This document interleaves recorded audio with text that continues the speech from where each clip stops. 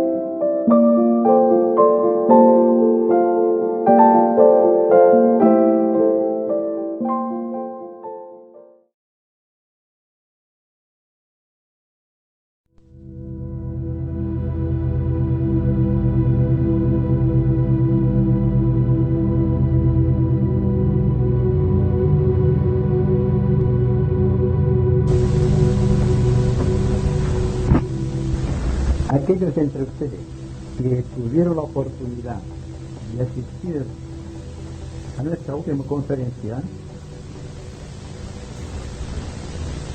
se dieron cuenta de que cada vez más el espíritu humano investigador por excelencia va dejando atrás el misticismo del pasado y se siente atraído más por la cosa técnica o el aspecto científico de la vida y de la naturaleza. Y ahí que estudios esotéricos de la más alta trascendencia, como los que tienen que ver con el espíritu del hombre, se hacen cada vez más rigurosamente técnicos y científicos. Como recordarán, esta es la tercera conferencia acerca de la geometría esotérica. Y la geometría esotérica tiene por objeto, yo diría, simplificar el campo del esoterismo, poniéndolo al alcance de la ciencia común, no la ciencia metafísica, sino la ciencia que todos hemos aprendido en la escuela y que se basa simplemente en figuras geométricas. De ahí la importancia que se le asigne a la geometría en ciencia, como a las matemáticas. También he dicho en repetidas ocasiones que el investigador espiritual tendrá que ser no solamente espiritual en el sentido místico, sino que tendrá que ser un buen geómetra, un buen matemático y un buen astrólogo. Y ahí, en estas tres palabras que son definiciones del espíritu investigador de la nueva era, vamos a recordar lo que dijimos en nuestra anterior conversación. Hablamos de perspectiva cósmica y dijimos que la perspectiva siempre es engañosa, por sofisticados que sean los aparatos científicos que utiliza el hombre para investigar el cosmos. Se encontrará siempre con aquel ángulo de declinación creado por el eje de la Tierra de 23 grados 28 minutos, que hace que exista sobre el planeta una refracción de los rayos solares. Si fuese solamente en el aspecto científico o astronómico, la cosa tendría solamente la importancia que se le asigna a que en unas regiones del planeta haga mucho frío y en otras un excesivo calor. Pero el asunto va más allá, es mucho más importante, porque cuando la declinación de estos ángulos de incidencia cósmica sobre el planeta Tierra inciden sobre el ser humano, existe entonces una declinación de orden psicológico espiritual, y entonces la verdad espiritual se escapa, porque el hombre no puede aprender el sentido exacto del espacio y del tiempo. qué es lo que caracteriza la vida física en el planeta y en el universo, y quizá en todos los universos creados por la divinidad. Entonces, si toda perspectiva es engañosa, lo cual significa que la visión va de fuera hacia afuera, hay que buscar otros métodos de investigación. Y es buscar el aspecto espiritual, o la perspectiva mística, o la perspectiva científica por excelencia que surge del propio corazón. En el corazón se halla la medida de todas las cosas. Entonces hay que mirar desde el corazón hacia afuera y no desde afuera buscando el corazón. Así seremos científicos, porque la verdad no vendrá contrahecha o deformada por los ángulos de refracción que vienen de la inclinación del planeta Tierra. Dijimos también que uno de los pasos más gigantescos que dio la divinidad, y permítanme ustedes que hable de la divinidad en términos muy personales,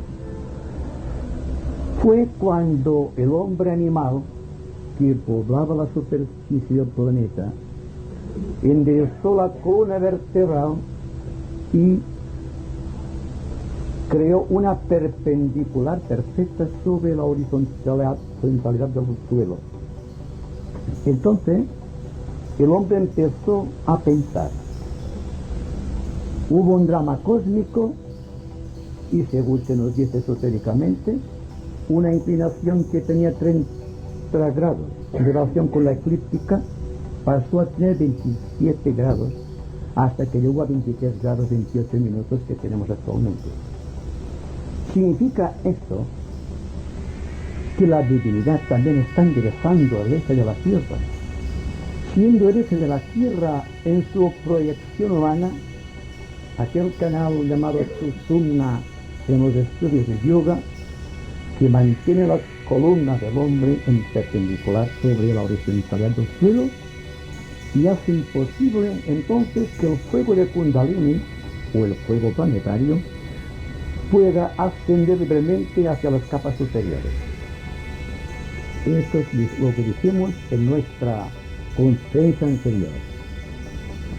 Vamos a continuar insistiendo sobre estos puntos que yo creo muy interesantes, por cuanto son científicos y todos podemos comprobarlo,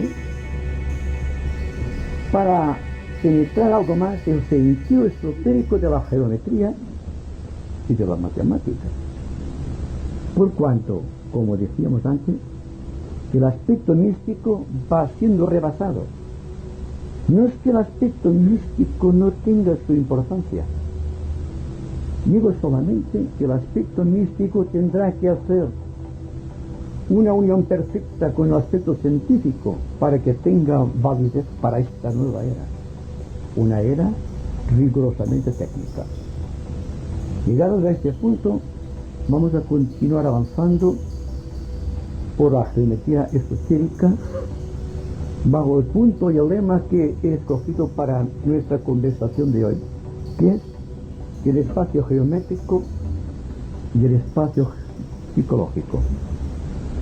He dividido muy intencionadamente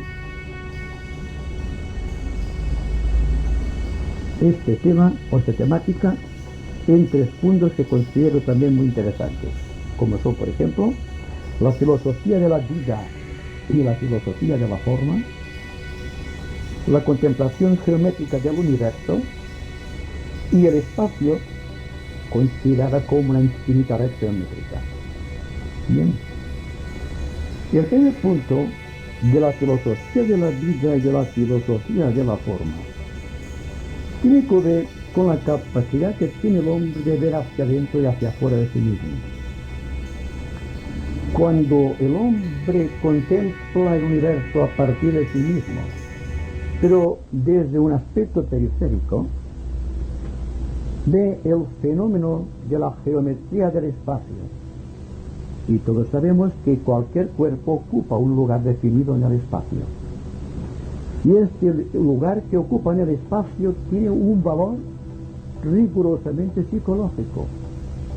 Es la posición del Sol, geométricamente hablando, con respecto a los planetas, y el aspecto del planeta con respecto a otros planetas, y el aspecto de los satélites con respecto a los planetas también, y la del hombre con respecto al planeta en donde vive y en donde tiene su razón de ser.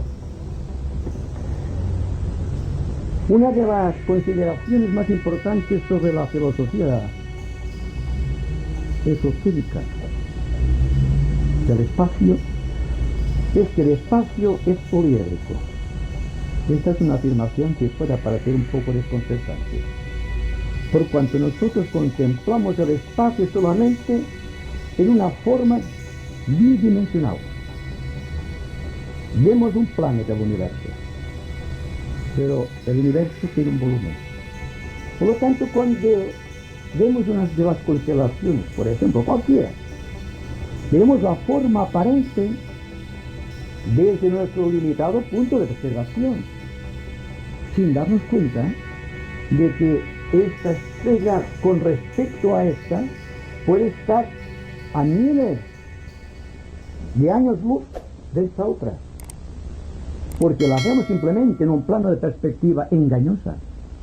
De ahí que la persona inteligente, cuando contempla el universo, debe hacerse la pregunta: ¿qué hay más allá de esa estrella? ¿Y qué hay más allá de la otra? Hasta ver que todas son figuras geométricas en forma de poliedro. Más adelante, cuando hablemos del espacio poliédrico de la forma, ampliaremos más el detalle, el cual también será quizá más extensivo cuando ustedes interroguen al final de la conversación. Pero lo interesante es que cada punto geométrico del espacio tiene un valor psicológico para el hombre. Ninguno de nosotros vemos las cosas de la misma manera, porque cada uno de nosotros en un momento determinado del tiempo ocupa un determinado lugar en el espacio, ya que su perspectiva es completamente diferente de la perspectiva de otra persona. Y ahí viene la, digamos, división de opiniones, el contrasentido y la lucha teológica, la lucha de las distintas iglesias. Son solamente puntos diferentes de observación. Solamente hay un Dios, el punto geométrico por excelencia, del cual parte toda posible forma geométrica. Y todo el mundo discute por si la persona la ve de esta manera o la ve de otra. Esta divinidad, me refiero. Y la lucha viene siempre por un efecto de perspectiva, no por una realidad. Desde el momento en que las cosas no son tal como las vemos, o tal como aparecen, ante la visión u observación de nuestros sentidos, hay que aceptar honestamente que podemos estar sujetos a error, sea cual sea nuestro punto de vista, sea cual sea nuestra religión o nuestra creencia, o nuestros puntos de vista, estudiados, heredados en el tiempo, o ligados a la tradición. Esta honestidad hará que un día se haga carne en la conciencia de la humanidad, la palabra clave de fraternidad, que se ha convertido en una abstracción, porque contemplando honestamente nuestra vida vemos que no somos fraternales. Continuamos utilizando los mismos métodos que fueron utilizados en el pasado y continuamos sosteniendo los mismos errores. Es decir, hemos llegado a la consecuencia de que la mejor de las opiniones, y permítanme la paradoja, es no tener opinión. ¿Quiere decir esto que renunciemos a la verdad? Yo diría que la verdad es una ausencia de opiniones personalizadas, naturalmente. Porque cada cual tiene la creencia absoluta. Yo creo de buena fe que ellos tienen la verdad y que su punto de vista es lo mejor de todo. lo cual, desde el punto de vista de otra persona, puede ser rigurosamente distinto. Y entonces, si no hay fraternidad, si no hay comprensión, si no hay unidad de conciencia, ¿qué ocurre? La lucha y la guerra, toda lucha entre voluntades opuestas, siempre es por puntos geométricos distintos de observación. Sea cual sea el tema, sea cual sea la creencia, sea cual sea la religión. Y para que el problema humano sea todavía más complejo, tenemos los diferentes puntos de vista que nacen de la propia psicología y de los tipos psicológicos y de los temperamentos humanos. Nace otra forma de división, y es ahí donde hay que trabajar muy intensamente para que la verdad, la realidad y la percepción a nuestro alcance sea algo posible, no a largo plazo, no en un futuro y lejano cielo, sino ahora y aquí en este momento. Lo cual será aceptar honestamente que desde el punto de vista geométrico que ocupamos en esta sala o en nuestro hogar o en nuestro grupo respectivo, estamos tratando noblemente de servir los intereses del conjunto, lo cual significa que nuestro destino será convertido desde el simple aspirante espiritual lleno de ideales, pero falto de resolución, al hombre lleno de resoluciones, para el cual toda la vida forma parte y es parte vital de la divinidad. Y tiene un deber entonces de amarlo todo. Significa también que ve las cosas desde el centro, y desde el centro de cada cosa, ve el centro de cada cosa como parte de Dios. Y ahí está entonces el misterio místico de la fraternidad, realidad que se hace científica a fuerza de trabajar, en el empeño de luchar contra las tendencias innatas de querer o de estar persuadidos de que solamente nosotros poseemos la verdad y que los demás están en el error. Otra forma de considerar la existencia desde el ángulo de vista de la geometría es que el color, y todos sabemos lo que son colores, son en realidad modificaciones geométricas. Es decir, que un tipo específico de red geométrica da un color, pero un tipo distinto de red geométrica da un color completamente distinto. ¿Han tratado ustedes de definir un color? Es imposible. Es abstracto por excelencia. Traten de hacerlo. Díganse, ¿cómo es el color amarillo? No podrán. Porque no han llegado todavía a lo profundo del color, que es la forma geométrica. Bien, cuando ascendemos por las rutas del espíritu, y vamos siendo cada vez más conscientes de esta unidad de conciencia que somos nosotros como parte de la divinidad,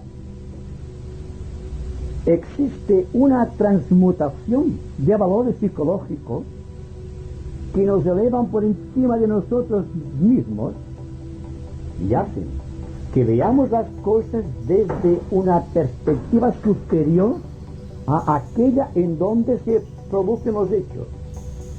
Entonces los hechos se ven matizados por el color que les corresponde, pero al propio tiempo se ve la red geométrica que engendra aquel color, lo cual es una forma de identificarnos con el gran geómetra o el gran arquitecto del universo, que es la divinidad. Y cuando Platón decía que Dios geometriza, podríamos añadir también que Dios geometriza a través de la ciencia de los números, lo cual significa que Dios no solamente es el gran geómetra, sino que es el gran matemático. Y no hay ninguna forma en la naturaleza, surgida del espacio, perceptible o no a nuestros sentidos físicos, que no sea el resultado del número y de la forma. Es decir, todos tenemos un número internamente. Todos tenemos una forma definida. El número interno nos da la capacidad de comprender a Dios a nuestra manera. La forma geométrica que ocupamos es la forma geométrica del grupo al cual pertenecemos. Pero eso es todo. Habrá quizá un tercer punto, que lo importante, el de Dios mismo, si es que llegamos a comprenderlo. Porque Dios, según se nos dice históricamente, forma parte de una divinidad superior. Es decir, que cuando hablamos de Dios con referencia a nuestro universo, no hacemos referencia a aquellos puntos de tensión creadora hacia los cuales nuestro universo con todo su contenido está dirigiéndose o está oscilando en aquella dirección. Lo cual hace que nuestras ideas filosóficas o en nuestros estudios esotéricos se amplíe la perspectiva de la divinidad a extremos insospechables, hasta el punto que podemos aceptar que el hombre, tal como lo conocemos en la actualidad, está creciendo hacia la divinidad y que la divinidad está creciendo a su vez por efecto de las leyes cósmicas de la evolución hacia universos superiores. Y así extendemos la perspectiva hacia lo absoluto, allí donde nuestra mente no encuentra nada donde afianzar el entendimiento y queda sujeta a un vacío muy creador, pero sobre el cual no podemos discutir, porque tenemos que embebernos mucho del silencio creador antes de poder captar en su verdadera realidad y justeza una forma geométrica.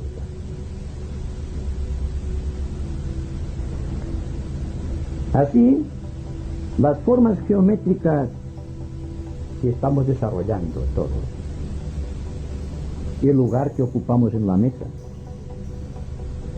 el lugar de nuestro trabajo, o en la escuela, o en el grupo al cual pertenecemos, la calidad de nuestro trabajo y el aspecto jerárquico espiritual que detentemos en un momento determinado del tiempo, puede ser medido también en términos geométricos, porque la geometría, como decimos, es la ciencia del futuro, y la ciencia del presente, es la ciencia de siempre.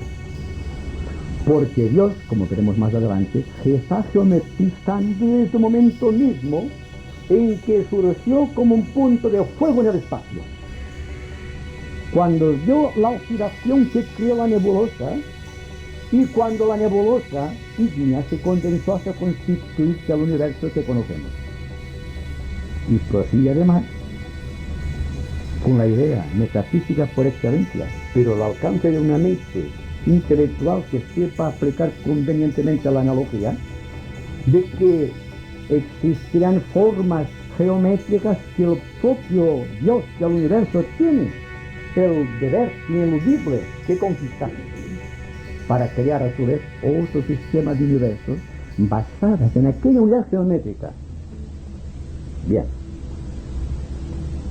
estamos condicionados por la forma y por el espacio geométrico, pero en honor a la verdad debemos también decir que las formas geométricas del ambiente están condicionadas a la voluntad humana, lo cual hace que no nos sintamos pesimistas con respecto al devenir del hombre, que sepamos situarnos correctamente en el lugar que debemos ocupar en la sociedad, que no queramos andar más deprisa de lo que nuestras fuerzas nos permiten, que no queramos ocupar cargos más allá de nuestra competencia, es decir, que seamos humildes. La mejor situación de un hombre en el espacio es la humildad.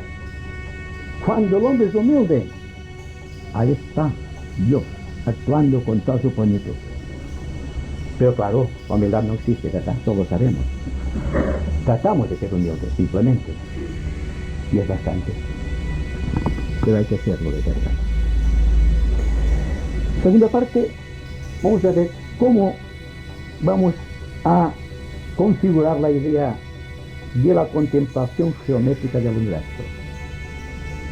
Aquí tenemos, por ejemplo, que la geometría, como decía Leonardo da Vinci, es el andamiaje de la imaginación. ¿Pero qué es la imaginación? ¿Se han decidido una vez a preguntarse qué es la imaginación? ¿Qué es el pensamiento? ¿Qué es el alma? ¿Qué es el espíritu? Es decir, a interrogarse sobre aquello que constituye la verdadera vida del ser, tratando de responder a la triple pregunta filosófica de quién soy, de dónde vengo, a dónde voy. Lo cual significa que el hombre tiene un pasado, un presente y un futuro. Y que seguramente, sí, tal como rezan los antiguos relatos bíblicos y místicos del pasado, somos una representación exacta o creados de imagen y semejanza de la divinidad. También tenemos nosotros que aceptar que Dios tiene un presente, un pasado y un futuro, que escapan quizá en mucho a nuestra concepción de las cosas, pero que desde el punto de vista de la geometría esotérica se pueden definir con las figuras que después analizaremos, lo cual también hace que nuestra mente profundice en regiones abstractas, teniendo en cuenta que las cosas abstractas solamente son abstractas cuando las consideramos desde la mente concreta. Pero si la mente concreta o intelectual es capaz de rebasar su propia medida, si es capaz de quebrantar el círculo infranqueable opuesta por su propia limitación, entonces se convierte en abstracta. Y cuando la mente es abstracta, las cosas abstractas son concretas. No es una paradoja. La persona que cultiva intensamente el silencio, lo cual es entrar en un plano de abstracción cósmica, aprende a discriminar, aprende a comprender, aprende a distinguir, emprende y comprende que el sentido de la vida es comparación y síntesis. La comparación, porque a través de la comparación el hombre se hace consciente de sí mismo. Síntesis, porque a través de las muchas comparaciones el hombre llega a perder el hábito de inquirir y de indagar. Porque la respuesta surge automáticamente cuando se hace la pregunta. Es el caso de la contemplación o de la iluminación. De que la persona se pregunta porque tiene la mente todavía en un espacio tridimensional. Al ascender por la ruta de la cuarta o la quinta dimensión, el hombre ya no pregunta ni interroga. Simplemente está investigando. ¿Qué es lo que deberíamos hacer ahora mismo? Investigar completamente las causas y las razones que hacen que seamos seres humanos con ciertas aspiraciones de orden elevado o espiritual. Y siempre he insistido en el hecho, lo repito, de que el hecho de que estemos aquí ahora es porque existe una participación mística y espiritual, más un deseo intenso y profundo de llegar a esta verdad que todos ansiamos conquistar.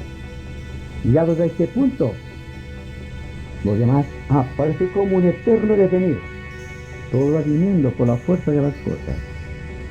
Solamente hay que aceptarlas, no con resignación, como es el método, digamos, místico, sino con resolución, porque la resolución vence.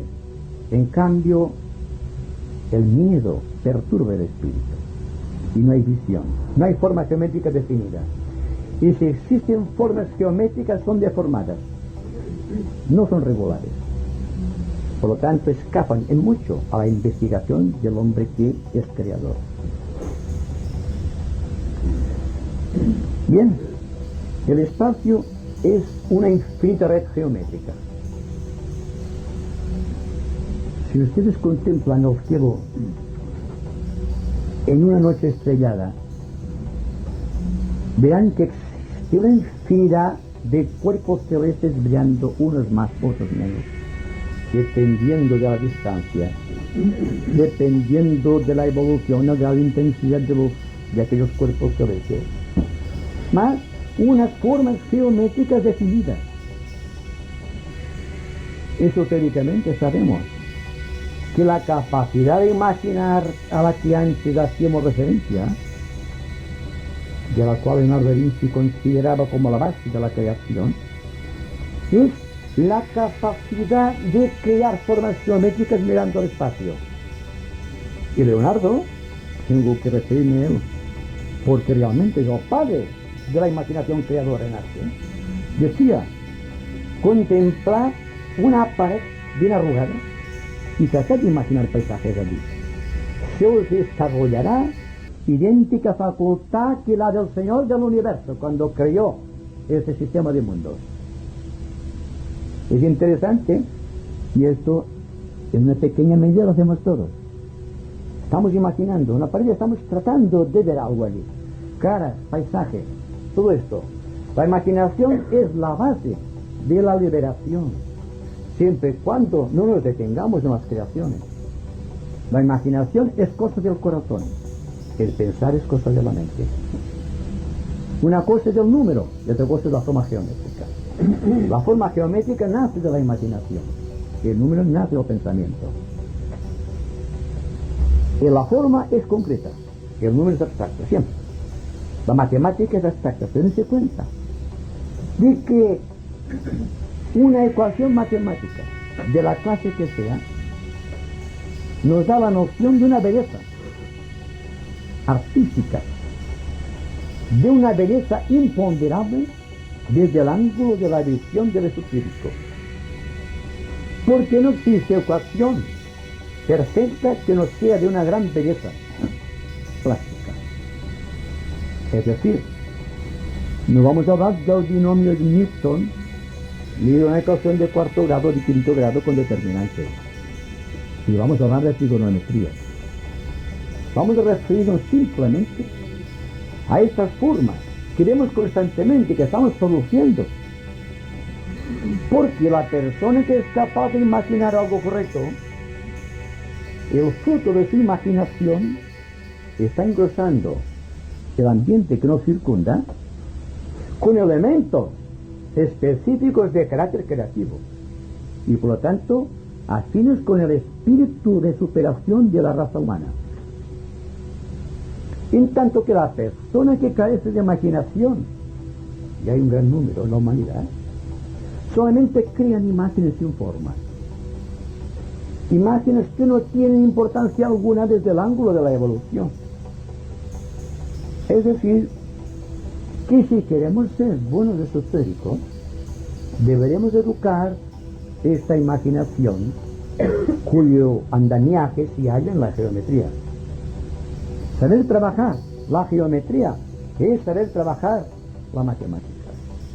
Si sabemos trabajar ambos aspectos, trabajamos el espíritu. Porque el espíritu, repetimos, en esta nueva era, tendrá que dar una importancia muy singular a estos aspectos científicos. Y toda verdad que sea presentada a la manera tradicional, a la manera mística, no tendrá aceptación, singularmente de la juventud, que viene marcada poderosamente por esta potente fuerza de Acuario, la cual se basa principalmente en la ley de asiduidad de los grupos, en la ley de selectividad de formas geométricas, y en los puntos de contacto establecidos entre puntos distintos pero equivalentes, lo cual significa que a poco se irá forjando una conciencia de grupo marcada por líneas esotéricas completamente geométricas que harán que el hombre comprenda las cosas, no que las admita por dogma o por principio de imposición. Las comprende porque las ve, porque las siente y porque las vive. Entonces la fraternidad, asignemos también una forma geométrica, será vista, será comprendida, no presentida o intuida. Será una realidad, no será un sueño. El místico vive mucho de sueños todavía. Démonos cuenta que hay que pasar del misticismo a la cosa más científica, sin perder de vista el aspecto oculto del espíritu, cuya base es la fraternidad. A partir de ese punto de vista, la verdad debe hacerse tan concreta ante nuestra vista, ante nuestras percepciones, que cuando veamos un color, veamos realmente el color, no la apariencia del color que lo que vemos.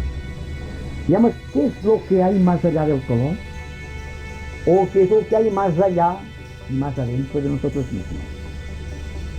Lo cual significa de una manera muy concreta que queremos hallarlo a Dios, porque Dios está en todos los seres. Si la vida está en todo y la vida de Dios está en todas las cosas y en todos los seres, hay que admitir esta realidad. Si la admitimos noblemente, nuestra vida será más feliz que la que hemos tenido hasta ahora. Bien, hay algo muy interesante al hablar del espacio como una infinita red geométrica, es que hablamos de karma en los estudios esotéricos. Yo quisiera establecer una relación entre el karma y las formas geométricas. En otra parte de esas conversaciones, hace unos meses, hablamos del karma como un aspecto principal de la ley de gravedad. Cuanto más gravedad tenga un astro, el que sea, más karma, más dureza de destino, más esfuerzo, porque hay más peso. Y cuando existe, por ejemplo, en los relatos tradicionales espirituales sobre el Cristo, el misterio de la ascensión, se nos habla muy claramente de una pérdida de peso, porque se nos dice textualmente: subió o ascendió en cuerpo y alma. Pero, ¿qué es lo que hicieron los grandes geómetras de Egipto con aquellas grandes moles de piedra con las cuales construyeron las pirámides? Sino elevados por el poder de la voluntad, por un poder que está en la propia piedra, porque en la propia piedra está Dios. Y Dios en el hombre, y Dios en la piedra, puede hacer que se mueva a voluntad. Y más allá todavía, todo cuanto existe en el universo está sujeto a peso.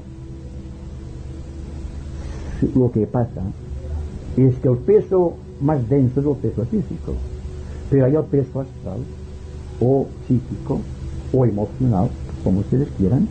Hay el peso de la mente, y esto todo es lo que impide que el hombre, que está constituido por tres aspectos, por una mente que razona, por un corazón que siente, por un cuerpo que actúa, se encuentra bajo el efecto de tres gravedades distintas. Y la unificación de este campo vibratorio triple es el karma humano. Entonces el hombre, geométricamente, es un triángulo. Un triángulo que va en el hombre perfecto, plenamente equilátero, como es el símbolo de la propia divinidad, y isósceles o escalenos, depende de los demás seres humanos. ¿Se dan cuenta cómo también aquí encontramos la contraparte geométrica? Porque sitúan a Dios siempre como un triángulo equilátero. Porque es un Dios trino, porque Dios es la Santísima Trinidad, Padre, Hijo y Espíritu Santo. Refiriéndose al hombre, ya que somos hechos esta imagen y semejanza del Creador, el hombre, el Padre es la mente, el Hijo es el amor, el sentimiento, y el Espíritu Santo es la creación, aquí lo que vemos, el cuerpo físico. Por lo tanto, vamos al principio de que según sea la forma geométrica que ocupe un hombre en el espacio en relación con otros cuerpos, así será su karma, su destino. Lo mismo reza para la divinidad, lo mismo reza para nuestro planeta Tierra, y ahora está dirigiendo su eje hacia la Osa Menor, hacia la estrella polar, situada a una prolongación 7 veces. Aquí encontramos la estrella polar. Pero hace unos miles de años, la inclinación del eje de la Tierra estaba dirigida hasta la estrella Sirio, de la constelación del Cáncer. Significa, por tanto, que existe una declinación constante. Pero se nos dice también que el eje solar, que iba hacia la constelación de Hércules, se desplaza hasta las Pléyades. Dense cuenta que toda la analogía es perfecta con respecto al hombre y su creador. Y a partir de aquí, el filósofo, el científico, el investigador tiene un campo magnífico para idealizar, inclusive, como se idealiza cuando se hace una ecuación perfecta en matemáticas. Hay una belleza matemática que es la belleza perfecta de la geometría, siendo la unión de ambas ciencias el estudio, la rectitud, el hombre que ve las cosas en su justa proporción. Bien, vamos a hablar un poco de nuestro universo.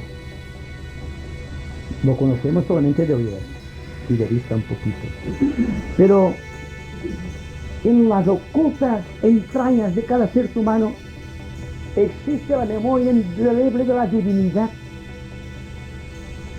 Dios ha impreso sus caracteres en el hombre hasta el punto de que el hombre responde solamente a estímulos de la divinidad. Si le preguntamos a un niño cualquiera, y esto lo he dicho varias veces en nuestra era, que dibuje una casa, nos hará seguramente esto: un cuadrado, y encima le pondrá esto, en general. ¿Y qué hará después? Si el niño tiene un poco de imaginación, y los niños son muy imaginativos, aquí le pondrá esto. ¿Eh?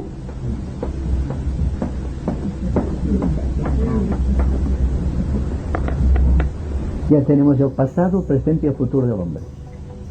¿Qué es el pasado, presente y el futuro de la propia divinidad? Según se nos dice esotéricamente, ruego que acepten esta idea como una simple hipótesis mental, la divinidad tenía la aura etérica compuesta de cuadrados. Y el pasado de nuestro logos era el cuadrado. Y entonces desarrolló los poderes del cuaternario. Desarrolló el cuerpo físico, el cuerpo emocional, el cuerpo mental y el cuerpo etérico. Y entonces desarrolló lo que técnicamente definimos su personalidad creadora o psicológicamente hablando, su identidad en el tiempo y en el espacio. Avanzó el tiempo, pasaron los periodos de Manvantras, fueron trascendidos los grandes pralayas del logos, reencarnó, si me permiten esa expresión, en otro universo que es el actual, en donde la técnica de construcción es completamente distinta. Y entonces está desarrollando la capacidad creativa del triángulo, el aspecto superior del hombre, es decir, aquello que en términos ocultistas definiríamos como la tríada espiritual o Atma, Buddhi y Manas, Manas superior. Y naturalmente, ¿qué es lo que buscamos a través de esto? El tercer universo. Entonces existe también para el propio logo solar una meta reconocida, el tercer universo. Está en el segundo. Pero naturalmente, esto es visto en un plano, digamos, de simple perspectiva. Pero, en realidad, las figuras de las cuales estoy aludiendo son el hexaedro, la pirámide y la esfera. Por cuanto, esto lo vemos siempre en una proyección de dos dimensiones. Porque digamos que bien, no podemos mirar así. No lo podemos hacer, ¿verdad? Yo no puedo ver la espalda de ustedes. Y si los palpo, palparé solamente una parte de la parte que no veo. Pero, ¿es realidad esto? No. Estamos viviendo una vida realmente ligada a la tradición y a la perspectiva. Entonces, habrá que aceptarse como lógica la idea de que la perspectiva es verdadera es el volumen. Significa también que para que la visión del volumen sea perfecta tenemos que ascender a la cuarta dimensión. Y entonces vemos una figura geométrica perfecta. El cuadrado se convertirá en un hexaedro o cubo. El triángulo equilátero se convertirá en una pirámide de base rectangular. Y el círculo, que es el centro del Sol, y verán ustedes que todas las grandes religiones aceptan el círculo como el Sol, en forma de oro, es siempre la esfera, una esfera luminosa que permite que la persona se identifique con su propio creador. Y aquí vamos a discutir el asunto, porque la forma etérica de las personas poco evolucionadas, que todavía están en el primer universo, está tejida en forma de cuadrados, visto en proporción de cubos, más o menos luminosos, depende de la intensidad y el brillo de la persona. Que las personas evolucionadas de nuestra era actual tienen un cuerpo etérico compuesto de redes triangulares, porque están dentro, inmersos en el segundo universo. Pero si es verdad lo que decía Pablo de Tarso, de que el reino de los cielos puede ser arrebatado por la violencia, podemos decir también que a partir de esa figura podemos pasar directamente a la red de círculos, porque para el espíritu del hombre no existe una limitación. La limitación solamente existe en la mente de los profanos, no en la mente de las personas adecuadas al trabajo creador, hábiles o maestros en el arte de imaginar, en el arte de extraer del ambiente las figuras geométricas que existen por doquier. Entonces, si la voluntad del hombre es la creación, lógicamente debemos pasar del hexaedro a la pirámide y de aquí a la esfera. Es la forma mística de la creación.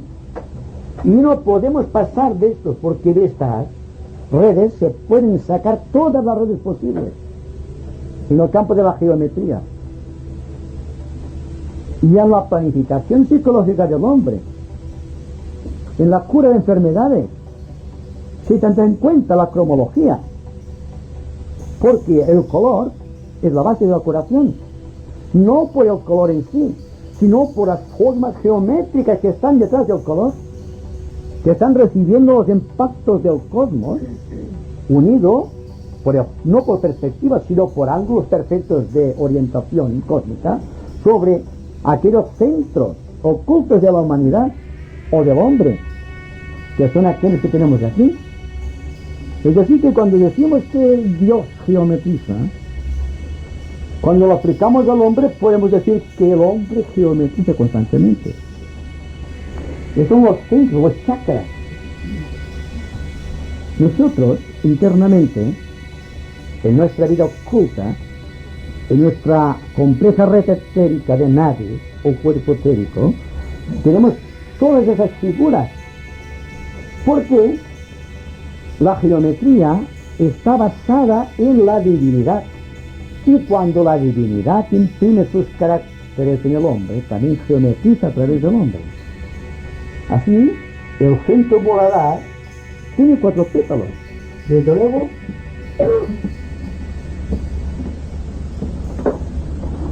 dense cuenta, girando a velocidades increíbles. Es el asiento de Kundalini. El chakra Svadhisthana tiene 6 pétalos. ¿Por qué tiene 6? Tiene una relación 6 con todo aspecto geométrico de hexágono en el universo. Dense cuenta que todo se basa en la realidad científica y filosófica de que Dios está geometrizando a través de la ciencia de los números. La forma siempre es un disco oscilando a grandes velocidades. El número son los pétalos a través de los cuales la energía geométrica del universo se está introduciendo en los vehículos del ser humano. El centro Manipura del plexo solar tiene 10 pétalos y va inclinando hacia arriba. El centro del corazón tiene 12 pétalos. Y ahí hay el misterio del planeta Júpiter. Porque hay una relación entre nuestro planeta Tierra y el planeta Júpiter y las 12 constelaciones del zodíaco y los 12 discípulos del Maestro Jesús. Porque La divinidad está enviando su fuerza a través de las 12 lunas que tiene Júpiter. Júpiter, según se nos dice, es el astro más revolucionado de nuestro sistema solar. También se nos dice que tiene una relación con la divinidad, la misma que tenía el discípulo Juan con el Maestro Jesús o con el Cristo. Lo cual decimos que Maestro Júpiter, en relación con el sistema solar entero, con el Sol, es la misma que existía entre Juan y Jesús. Entonces, las 12 constelaciones están gravitando sobre las 12 lunas. Las 12 lunas son el centro del corazón que tiene 12 pétalos. Y entonces ahí está el misterio que hemos descrito varias veces, como los trabajos de Hércules. Hércules debe ser perfecto en cada uno de los signos del zodíaco, según reza la tradición esotérica. Entonces tendrá que ascender por la ruta, y cada nueva fase de existencia tiene que revelar uno de los pétalos sagrados del chakra cardíaco. Cuando todo esto está desenvuelto, se abre el chakra coronario, y en el centro del loto de los 1000 pétalos, 960, pero se llama loto de 1000 pétalos, se abren las compuertas, y en el centro místico del loto de 1000 pétalos hay un pequeño pétalo con 12 pétalos pequeños, que son la representación femenina del chakra cardíaco. Entonces el corazón y la mente están en el mismo sistema de relación, contacto y analogía. Y entonces, según se nos dice, Hércules es perfecto. El hombre ha alcanzado la perfección. El hombre, llegado a la cima de sí mismo, se ha convertido en parte consciente de la propia divinidad. Y va siguiendo hacia arriba, buscando la analogía de todas las formas existentes, de todos los rayos a cual pertenecen en forma también numérica. Porque un rayo sumado, por ejemplo, con el número de pétalos da un número sagrado. Un número sagrado que tiene una vibración, que tiene un color de una forma geométrica. Ya estamos con lo mismo. Para llegar a la conclusión de que todo es geometría, pero todo es espíritu. Vamos a terminar con algo muy interesante, que es que los elementos químicos tienen figuras poliédricas. Es decir, que el examen clarividente de un átomo químico cualquiera lo ve surcado de acuerdo con la cantidad de protones, de electrones y de neutrones, en unas formas poliédricas definidas, desde el átomo de hidrógeno con un solo protón, un solo electrón y un solo neutrón, hasta el Laurencio, que tiene 103 protones, 103 electrones y 103 neutrones, y está la inmensa gama de elementos químicos, cada cual con el número de protones dentro girando a terribles velocidades, está creando figuras geométricas de rara e inconfundible belleza. Algo que escapa a nuestra imaginación, algo que está más allá y por encima de nuestra imaginación ordinaria. Hay mucho que aprender, hay mucho que penetrar hacia adentro, y hay mucho que silenciarse. Hay que llegar a un estado de pureza mental en el cual veamos que todo el universo es una forma geométrica que nos envía radiaciones convertidas en colores, y que esos colores engendran las cualidades que caracterizan nuestra psicología humana. Y la psicología de la nueva era tendrá en cuenta estos pormenores cuando estudie los temperamentos humanos, cuando sepa aplicar el color, la forma geométrica y la vibración determinada que engendra esta conjunción sobre el cuerpo de una persona enferma, tendrá automáticamente las bases de su propia curación. Es decir, estamos marchando a pasos de gigante hacia aquel punto en el cosmos, en el planeta, en el hombre, en el cual no habrá enfermedades en la tierra, ni habrá lucha fratricida como hasta ahora. Y todos podemos predisponernos para este cambio de situación, porque todos somos conscientes de nuestra responsabilidad, si no, no estaríamos aquí. Hay que marchar juntos en ese aspecto. Que nuestra posición geométrica en la sociedad. Y la forma geométrica que inventemos en cualquier momento del tiempo y en el espacio sea lo más perfecta posible. Pero me refiero a la belleza física. Me refiero a la belleza del alma. Y eso todos podemos construirlo de nuevo. Y ahora ustedes pregunten, ¿se acuerdan lo que se ha dicho? O lo que se dijo en anteriores ocasiones.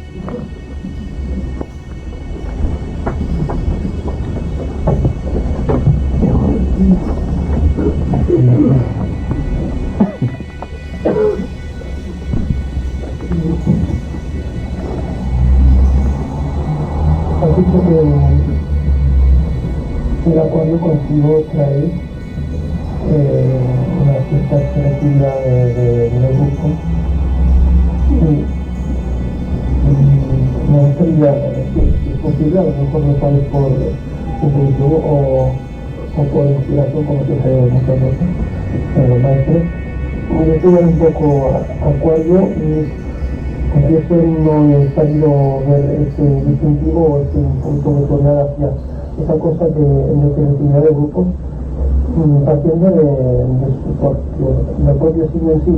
Aparte de la experiencia, sí se nota que hay una proliferación de grupos extraordinaria de acuario, pero quiero decir, si de la misma esencia de acuario puede surgir ese concepto de formación y de selectividad y de grupos. Bueno, yo digo que cuando la persona sea inteligente, en un grado aceptable, entonces, por una ley misteriosa de afinidad, se agrupará con personas de idéntica ascendencia de inclinación. Eso ya sucede.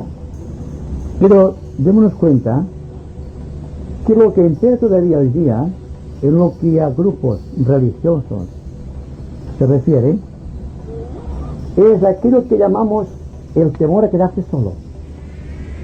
Y la gente tiene una tendencia gregaria a agregarse, a reunirse con aquellos grupos mayores, no por su calidad, sino por la cantidad.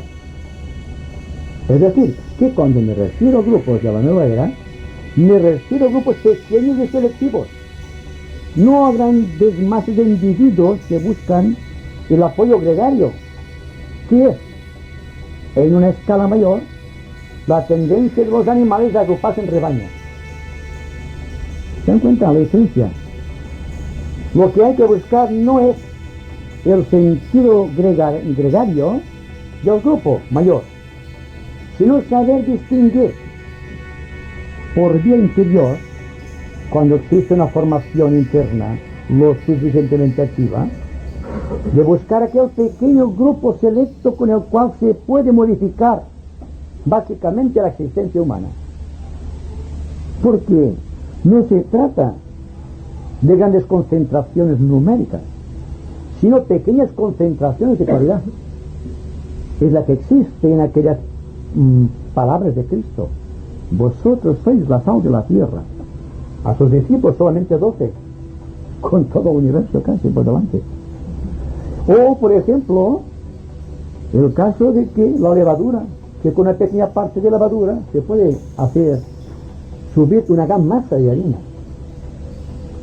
Entonces, cuando la nueva era define tipos psicológicos definidos, de acuerdo con una serie de intenciones de tipo geométrico, o de tipo psicológico, o de tipo espiritual, lo hace siempre en pequeñas concentraciones, en pequeños números. Jamás los grupos esotéricos verdaderos fueron de grandes concentraciones de masas. Siempre los grandes iniciados fueron pocos en relación con el conjunto de la humanidad. Y aún, dentro del conjunto de la humanidad, fueron muy pocos los grupos que supieron dar la verdadera intencionalidad de la vida interna, como hicieron Cristo y Buda, por citar dos de nuestros grandes hombres en la tierra.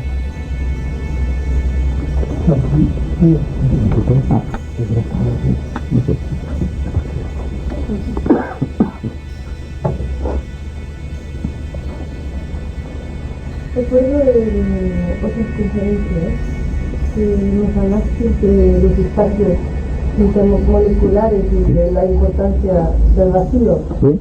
y de la pérdida de peso.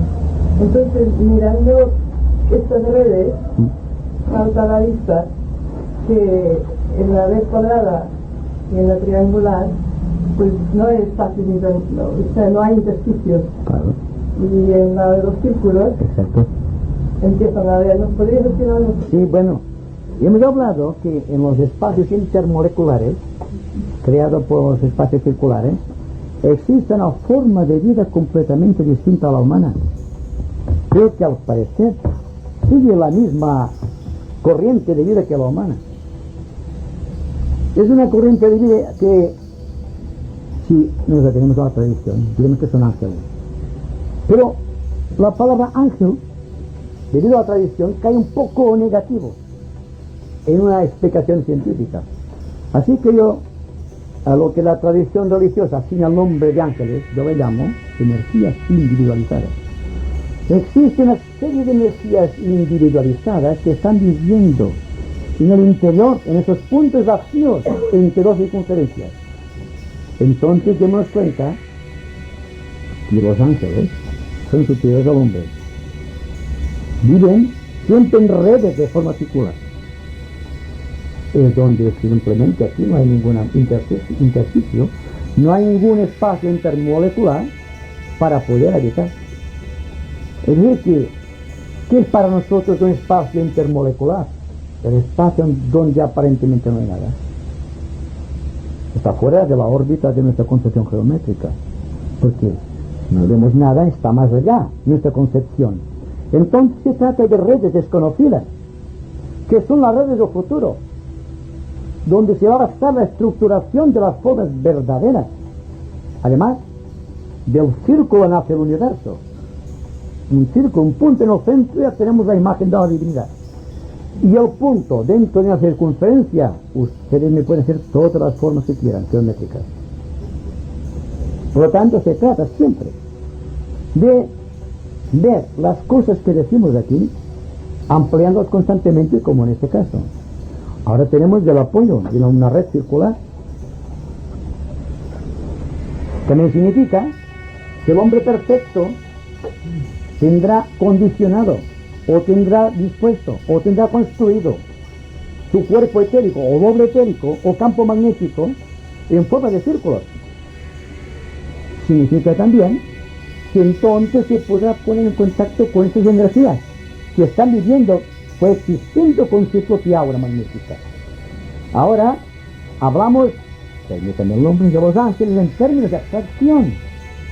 Como hablamos de cualquier cosa, como del amor, por ejemplo, en forma de abstracción, porque no lo conocemos, porque no lo estamos, digamos, poniendo en evidencia, pero vamos a cenar de la misma manera que el Señor del Universo pasa del hexaedro a la pirámide, de la pirámide a la esfera. Y cuando la esfera ha sido consumada, se llega al final del universo. Pero como que la figura del universo es la esfera con un punto en el centro, ya puede surgir aquí toda forma de creación con formas distintas superiores. Entonces, con concepciones geométricas más allá del entendimiento de los maestros, incluso de los chuanes, incluso de los señores de los mundos. ¿Comprenden? Lo que estamos diciendo, investigando, está más allá quizá de lo que podemos hacer. Pero hay que lanzar la flecha cuanto más arriba mejor, para quedar donde podamos, pero siempre más arriba de donde estamos ahora. Bueno, yo volviendo al aspecto de la era de Acuario y del aspecto grupo, Arriba. Bueno, volviendo al aspecto grupo de la era de Acuario. Pues entonces creo que yo creía que hablaba en términos más bien subjetivos, de grupo subjetivo, no de grupo a nivel de individualidad. Porque entonces yo creo que la era de Acuario no piensa que será más bien por afinidad de las almas. Aquí el aspecto de individualidad humana puede ser personas de diferentes creencias, de diferentes tendencias, que pueden ser unidas o agrupadas en familia o en amistades, pero que el aspecto grupo estaba en otro nivel. No sé si creo yo que lo he entendido bien o no, referente a la era de Acuario. El aspecto grupo de nuestro grupo será más bien a nivel de alma, de conciencia, porque aquí, en lo que es nuestra unidad individual, podemos estar juntos personas que nos encontramos en la vida de diferentes creencias, diferentes ideologías, cuando lleguemos a este aspecto. No es este el camino del grupo. ¿Os te referías a esto o a grupos de personales? Me refiero indistintamente a grupos objetivos y a grupos objetivos. Siempre que exista la suficiente, digamos, acuidad o justeza de motivos. Por lo tanto, no vamos a hablar aquí de los grupos internos, de los grupos de la jerarquía o de las ramas de la jerarquía, sino que vamos a la evidencia, porque estamos aquí. Esto para mí es un grupo selectivo, ¿verdad? Entonces habrá un grupo selectivo interno, pero si no hubiese ese grupo selectivo interno, quizá aquí no nos encontrásemos, porque estamos en términos de alma o de conciencia. No estamos, digo yo, en términos de número. Si hay más números, mucho mejor.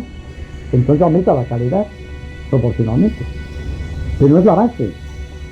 El hecho que tenemos aquí puede ser que estemos discutiendo este asunto muy honestamente, tratando de comprender, y que sin embargo no acabemos de identificarnos con el grupo esotérico interno, que es el del hombre de cada uno. ¿Me explico? Se trata de ver si podemos llegar a ese punto de comprensión externamente, que es donde tenemos nuestra relación más inmediata, para crear al mismo tiempo grupos de selectividad interna. ¿Por qué no aceptar que podemos estar en contacto con la jerarquía planetaria, con el propio Cristo? Cristo para mí es una unidad de conciencia, aquí y ahora. Donde están 2 o 3 en mi nombre, estoy con ellos. Está aquí, pues entonces hay una unidad de grupo, hay una selectividad natural. Por lo tanto, se trata simplemente de desarrollar la comprensión en todos los momentos. Darnos cuenta que estamos aquí por alguna razón oculta, ya subjetiva, ¿verdad? Y estamos meditando en forma intelectual, objetiva por lo tanto, y estamos tratando de ser mejores, lo cual es una resolución interesante desde el punto de vista de la ética o de lo que presupone la evolución humana en toda su profundidad. Es decir, estamos avanzando como almas y como personalidades.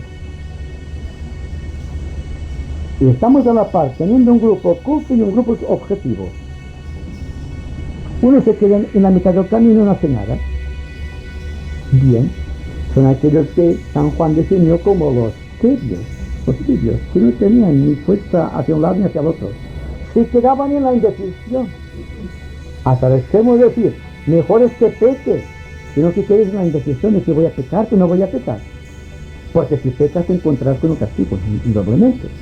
Y entonces saldrás de tu apatía. Lo malo es quedar siempre en la indecisión. Y aquí, en la nueva era, se exige del discípulo una gran decisión, una gran resolución, un gran sentido de valores críticos y analíticos, una gran comprensión humana y un gran amor para todos. Con esto se ha dicho todo. Pero hay que repetirlo 1000 veces todavía para que se ancla en nuestro corazón.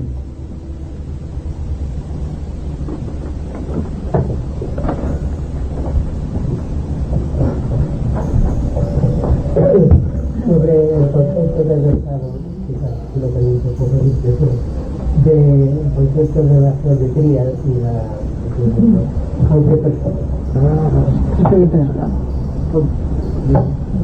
porque personalmente uno no conoce en absoluto nada de geometría ni de ética, individualmente el concepto puede captar, puede incluir todo este universo en esa forma geométrica y numérica.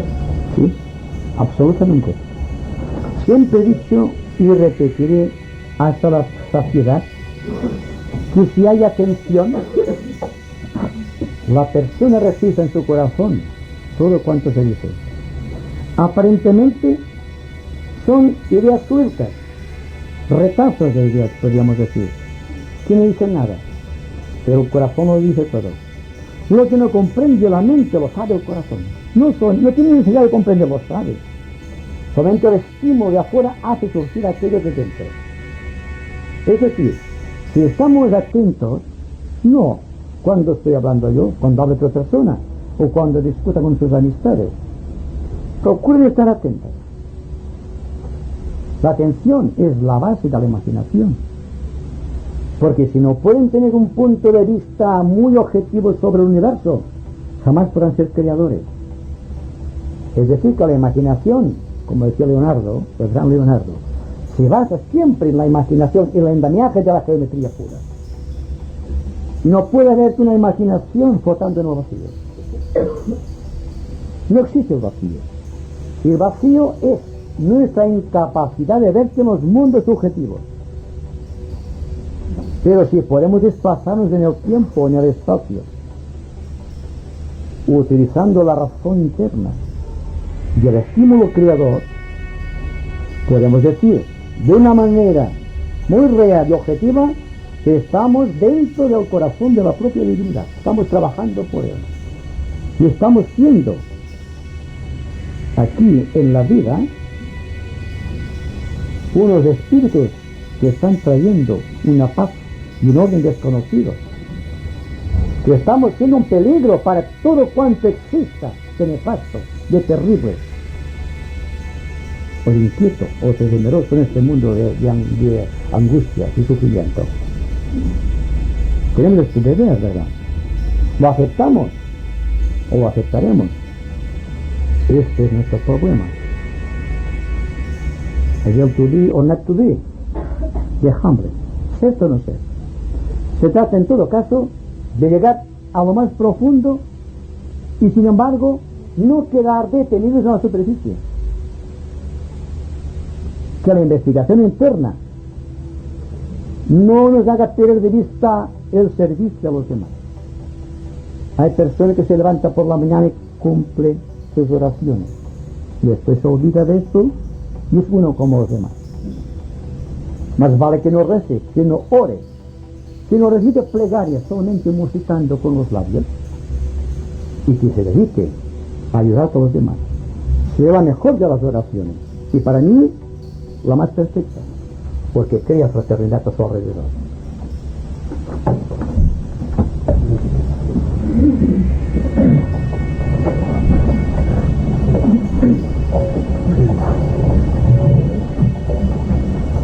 Quiero preguntarte si la figura geométrica de la pirámide de base cuadrada puede tomarse como un símbolo de la personalidad que intenta integrarse con el ser superior, con el alma. Yo diría que la figura geométrica con base rectangular, con base en el cuadrado perfecto, es un símbolo de que la tríada domina el cuaternario. No, es una posibilidad, es un hecho. Es la figura perfecta del creador en este universo de segundo rayo. Es decir, es perfecto en todos sus detalles. Cada uno de los 4 lados de la personalidad están integrados. Se ha creado la casa como hace un niño. Porque en los tratados esotéricos y místicos se dice, cuando se habla del reino de los cielos, la casa del Padre. La casa. ¿Y por qué todos los símbolos místicos tienen el círculo perfecto en oro, o en plata, o en cualquier metal? Como el símbolo perfecto. La hostia sagrada es circular, no es cuadrada, ¿verdad? Porque en realidad está buscando aquella red misteriosa de círculos. Y todo cuanto se acerque a la figura del círculo es buscar la perfección, la hermosura de línea, o una belleza matemática. Cuando la ecuación es perfecta, tiene aquella forma. Y el aura de un adepto, es decir, de un superhombre, o de un maestro de compasión, de amor y de sabiduría, es de círculo. Y se realiza el mágico prodigio de que no tiene sombra. El hombre tiene sombra porque todavía no alcanzó la perfección. Un diamante bien tallado, por ejemplo, tiene muchas facetas, pero nunca llegará a la percepción de la esfera de cristal, que puede ser vista en todas direcciones, sin deformación alguna si es cristal bien tallado y de roca, que es la superación de un reino mineral. Solamente hay que emplear la analogía, y a través de la analogía ver que también es el símbolo digamos, del cáliz y del verbo. El cáliz es triangular, una base cuadrada, como tenemos los lances, por ejemplo. Esto naturalmente era esa forma, y aquí la semesfera, y aquí la altura. Los grandes sacerdotes atlantes tenían este símbolo, este cáliz. Solamente que ha venido la deformación y ahora las iglesias procuran tener un ornamento de gran lujo y de gran valor, creyendo que así el misterio será más valioso. Y lo cual es al revés, porque esto era una cosa natural, sencilla, rústicamente alargada quizás, pero había humildad en el corazón todavía, como en los antiguos cristianos o como en los hombres de bien de nuestra época. Entonces, esto es el símbolo del hombre, por ejemplo.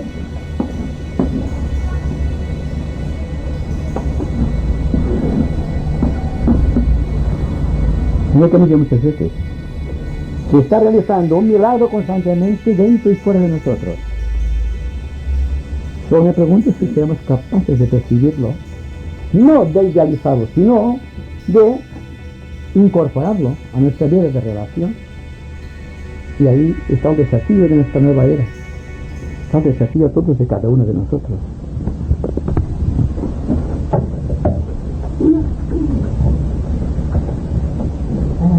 Veo que allí hay los rayos, los números con ¿Sí? pétalos y todo son números de tal.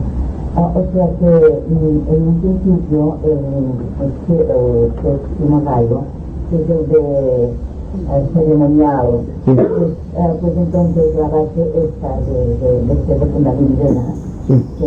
Entonces el ceremonial ya después los pétalos que cambia de forma ya, Sí. que le da vida para la transformación que el siguiente ¿sabes? Va ascendiendo, Exacto. Va ascendiendo y aumentando el número de pétalos. Exacto, sí. Y claro, es muy interesante todo esto, el rayo que cada cual está en el sitio que le corresponde por la transformación ya de una vida de la armonía caridad conflicto. Exacto. Exacto, ahí está.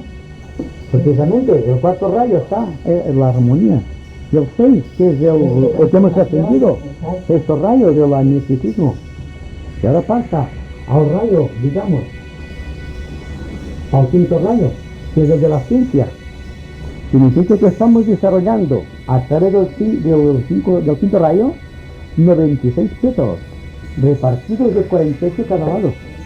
Uno está conectado con la mente y otro con el corazón, buscando la síntesis, buscando despertar del chakra cardíaco y el coronario. Es decir, que primero el hombre debe comprender, después vivir. No puede vivir sin comprender. No puede vivir la paz sin comprenderla, sin tener una imagen de la paz. Es decir, tampoco vamos a buscar que la paz es tan primitivo que no es muy simple en sus cosas. La sencillez encarna la humildad, que está en la perfección del 12. Pero no es ese el caso. Porque no vamos a decir que un salvaje sea perfecto porque es sencillo. No tiene mucho que escoger en la selva. No está sujeto a la vida presurosa. Lo interesante es que el discípulo moderno sepa vivir en la abundancia y coger solamente lo necesario. Para vivir no se necesita mucho. Ahora el deseo es extenso, que siempre más de lo que tiene. Esta es la lucha. Hay, permítanme decirlo, una deformación geométrica aquí, perfecta. Y entonces, al haber deformación no existe una visión correcta. Y no podemos comprender la vida si no somos humildes en el corazón. Aunque aparentemente seamos complicados, pero el corazón se apuro siempre. Hay personas que tienen una mente muy extensa, son eruditos, que son muy inteligentes, para mí de una gente en su erudición. Pero lo que interesa es que en el fondo exista una humildad Porque la persona que tiene muchos conocimientos suele caer en el orgullo espiritual de la posesión. Yo tengo más conocimiento que tú. En el corazón todos somos iguales. Dios está en todas las cosas. Entonces ven la figuración mental o el modo de intelectualizar la vida, creando imágenes deformantes siempre desde el punto de vista de la geometría esotérica. Y para mí estamos creando aquí una figura geométrica perfecta. Por el hecho de que estamos atentos, simplemente por eso. Y cuando hay atención, hay silencio, no hay lucha. No hay necesidad de luchar cuando hay atención, ¿se dan cuenta? Existe un silencio natural. No son las palabras, es el interés que suscita cualquier idea. ¿Qué figura sería esa? ¿Sería el triángulo en la que tú serías la punta o bien el círculo en el que serías tú el punto céntrico que aglutina todas las partes de la circunferencia? Bueno, si podemos coger esto aquí por ejemplo, voy a hacer así. Perfecto. Entre los centros estaría aquí en el triángulo. No, esta figura que has aludido que formamos aquí. Ah, bueno. Sí, no, está. Y les voy a decir por qué. Porque si admitimos que estamos desarrollando cuaternario, yo estoy aquí, ustedes van a hacer esto. Cuando ustedes, una pirámide, bien, yo no sé dibujar como ustedes, pero si hay un cuadrado aquí, que es el cuaternario, y están atentos a lo que estoy diciendo, están creando puntos de todos los rangos posibles.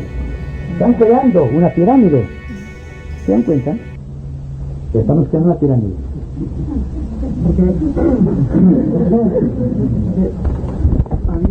Había un caso histórico de un gran maestro que también dijo a un grupo de centros de estudios que estaban creando una figura geométrica y yo he intentado rastrearlo en ese escrito esotérico y entonces se conoce que él se ponía en el medio de ello como una sardana, ¿no? ¿Sí? En un círculo y él recitaba unos mantras y se movían al compás de esos mantras y él se quedaba en el centro y entonces yo pienso que es que estaba formando lo que has dicho tú antes, el círculo con el punto en el medio, que es el símbolo universal, ¿no? Si es un maestro, pues una sardana puede ser cualquiera. Ahora ven. Era Jesucristo, sí. Ah, entonces sí. Entonces ya tenemos aquí, el centro del corazón y los apóstoles. Siendo apóstol todo aquel, o discípulo todo aquel que tiene estas intenciones. ¿Quién se cuenta? Eso es el corazón, 12 pétalos. Y la congregación mística de Cristo eran 12 apóstoles con él en el centro. Lo demás, la historia, no tiene mucha importancia, porque entonces es el símbolo cósmico que representa a Cristo aquí. No es simplemente una explicación dogmática que ha venido transmitida a través de la tradición o del tiempo.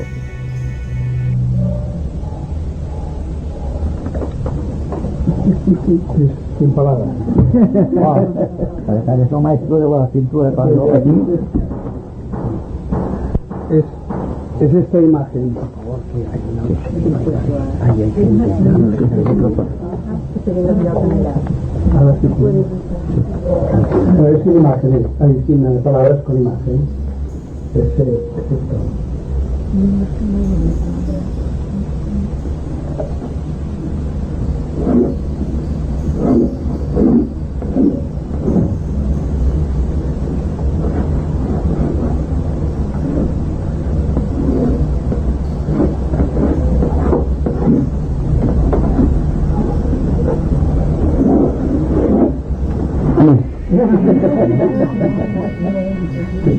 Estoy en colaboración también, hacia arriba y hacia abajo, es dirección. Hay que conocer la geometría. Y no dudo que algún día el amigo Gómez dará una explicación sobre la geometría esotérica, pues él da clases de estructuración de formas, sobre la técnica de la nueva era, en su clase de la escuela Matán. Les invito a que le pidan a él que nos dé un día una conferencia sobre esto. Es muy parco en esto, siempre el hombre es muy humilde, pero le vale mucho ella, ¿viste? Entonces, claro, por eso es tan importante. Por eso es tan importante el cuadrado, o sea, la personalidad. Porque decimos, está impuesta en la personalidad, trabajar esta personalidad para poder encuadrar este cuadrado en la estructura del mundo. Justo. Es como un rompecabezas. Si un rompecabezas no es esto, malo. Ese perfecto cuadrado que es el símbolo de la integración. Claro. Cuando hablando en términos de meditación esotérica decimos está integrado, suponemos que la mente, el corazón, el ánimo, la conducta entera está equilibrada, porque hay una tensión suprema hacia el centro, hacia aquel círculo perfecto.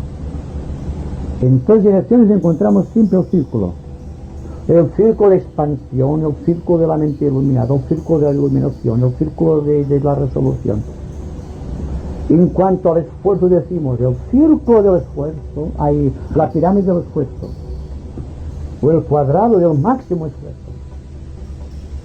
Para llegar a un punto, y ustedes notan dentro del momento, cuando hagamos el silencio, que estamos creando una figura perfecta en forma de esfera, visto desde los planos esotéricos, desde los planos ocultos. Porque si hay una manera objetiva de definir el silencio, es la bola de cristal. Hay un tema para meditar aquí. Yo creo que podemos empezar un poco de silencio para no cansarnos más.